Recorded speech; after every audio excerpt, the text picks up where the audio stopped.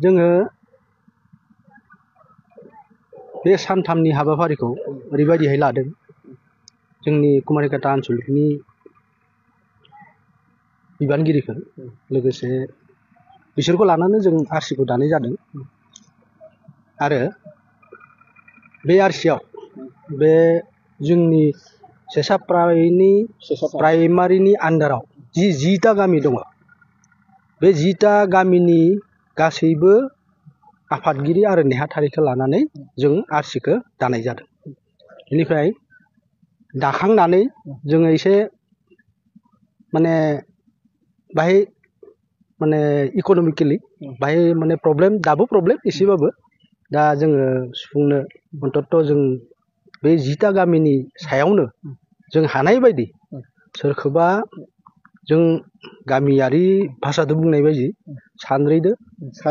सालिनानै सोरबा माइ बिजुजाय सालिबाय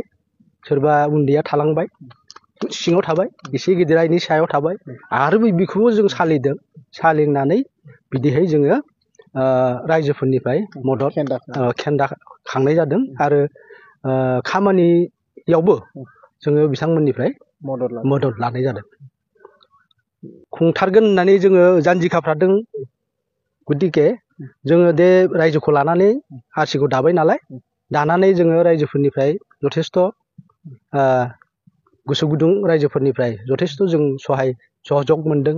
बिथांमोनाबो जानजि खाफ्राय नालाय जोंबो माने फैगौ बे सानथामखिनिखौ मोजाङै खुंफुंगोन होननानै माने आसाबादि आरो खुंफुंगोन होननानै आं बाथ्रा होनाय जाबाय। मा हाबाफारियाव जोंनाव दङ गिबियावनो जोंनिया जागोन 20 खालि जोंनिया बेखेवनाय हाबाफारि दङ। बेखेवनायानो थान्दै मेला 21 खालार खालि दङ खिन्थु बिनि सिगाङावबो जोंनिया आरज माने दैदेनगिरिफोर दङ बिथांमोनाबो जोंनिया माबानि बियाबनि आन्डाराव थानाय गासैनिबो गामिनिफ्राय दिउरि बिथांमोना फैगोन बे दिउरि बिथांमोना सावरायमेलबो जागोन जोंनि जिथु निति नियम बर'नि जिथु गुबै निति नियम बेफोरखौ जों बे सावरायमेलाव बिथांमोननि गामिफोरनिफ्राय माने सुबिदा उसुबिदाखौ रायज्लायगोन बिथांमोना रायज्लायगोन माने धरक गासैबो गामिया न' गंसेयैनो बा गंसे माबायावनो जिरायसालियावनो जिरायनानै सुबिदा उसुबिदाखौ रायज्लायनो हागोन बिथांमोना गावबा गावनि गोसोखौ फोरमायलायनो हागोन। गेवलां मेलाव सोर बाहागो? गेवलां मेलाव जोङो जोंनि आसामनिनो रायजो सभानि बुंथिगिरि बिथां बिस्वजित